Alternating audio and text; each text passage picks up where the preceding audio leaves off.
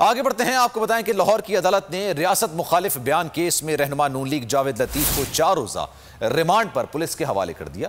जावेद लतीफ को बख्तरबंद गाड़ी में मॉडल टाउन कचहरी लाया गया। लीगी कारकुनों ने नारेबाजी की और फूल निछावर किए।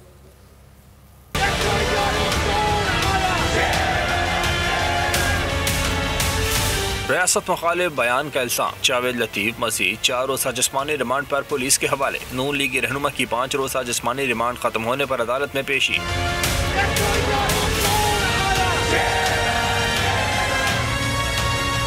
जावेद लतीफ को बख्तरबंद गाड़ी में मॉडल टाउन कचहरी लाया गया। नारे लगाते लीगी कारकुनों ने बख्तरबंद को फूलों से लाद दिया। पुलिस ने दौरान समाअत जावेद लतीफ के जिस्मानी रिमांड में तौसीक़ की इस्तदा की।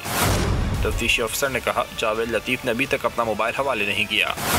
मुल्ज़िम का पॉलीग्राफिक टेस्ट कराना बाकी है। बयान की आवाज़ की शनाख्त करनी है।